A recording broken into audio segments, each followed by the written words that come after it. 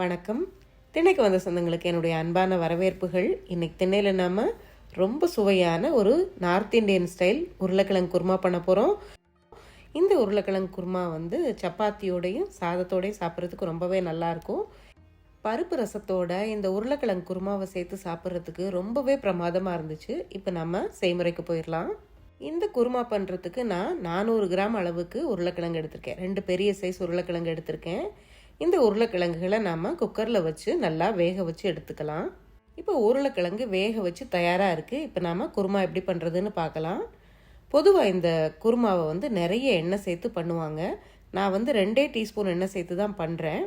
இப்போ நான் 2 டீஸ்பூன் அளவுக்கு தேங்காய் எண்ணெய் தான் சேர்த்துருக்கேன். அதில் கடுகு சீரகம் போட்டு தாளிச்சுக்கலாம். கடுகு சீரகம் வெடிக்க ஆரம்பித்த உடனே ஒரு 1/4 டீஸ்பூன் அளவுக்கு பெருங்காயத்தூள் சேர்த்துக்கோங்க. அடுத்ததாக நறுக்கி வச்ச ஒரு பெரிய வெங்காயம் சேர்த்துக்கலாம். கூடவே 2 பச்சை மிளகாயும் கொஞ்சம் கருவேப்பிலையும் சேர்த்துக்கலாம். வெங்காயத்தோட கொஞ்சம் உப்பு சேர்த்து கண்ணாடி பதம் வர்ற அளவுக்கு நம்ம வதக்கிட்டு கூடவே தக்காளி சேர்த்துக்க போகிறோம். தக்காளி சேர்த்து வதக்கி விட்டுட்டு ஒரு 3 நிமிஷம் நாம் மூடி வச்சு அந்த தக்காளியை கொஞ்சம் வேக விடலாம்.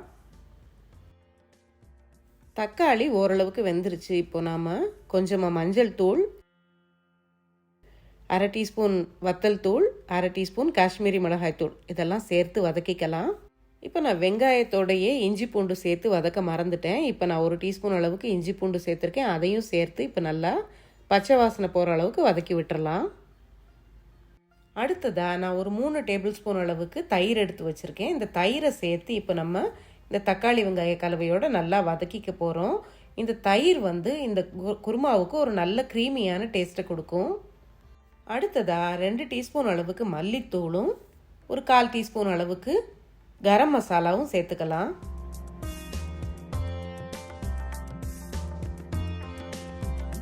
கெட்டியாக இருக்க இந்த மசாலா கலவையில் ஒரு 1/2 கப் அளவுக்கு தண்ணீர் சேர்த்து நல்லா கலந்து விட்டு இந்த மசாலா நல்லா வேகிற அளவுக்கு நம்ம ஒரு 5 நிமிஷம் மூடி வச்சு வேக வைக்க போகிறோம்.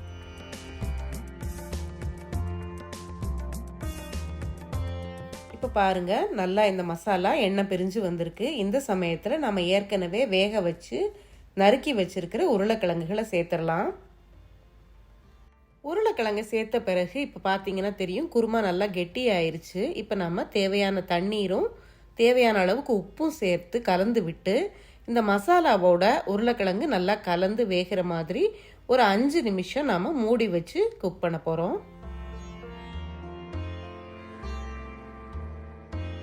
5 நிமிஷம் கொதிக்க விட்ட பிறகு குருமா இப்படி தான் இருக்குது. இப்போ நம்ம கடைசியாக 1 டீஸ்பூன் அளவுக்கு கசூரி மேத்தி, அதாவது காஞ்ச வெந்தயக்கீரை, அதை லேசாக கையால் நசுக்கி விட்டுட்டு சேர்த்துக்குங்க.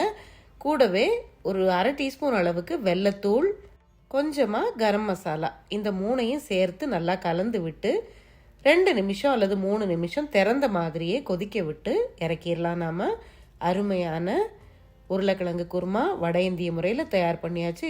கடைசியாக கொஞ்சம் நறுக்கின கொத்தமல்லியும் தூவிக்கலாம். நாம் இந்த செய்முறை உங்களுக்கு பிடிச்சிருந்தா சேனலுக்கு நீங்கள் புதுசாக வந்திருந்தீங்கன்னா மறக்காமல் சேனலை சப்ஸ்கிரைப் பண்ணிக்கோங்க. அடுத்து ஒரு பதிவில் சந்திக்கலாம். நன்றி.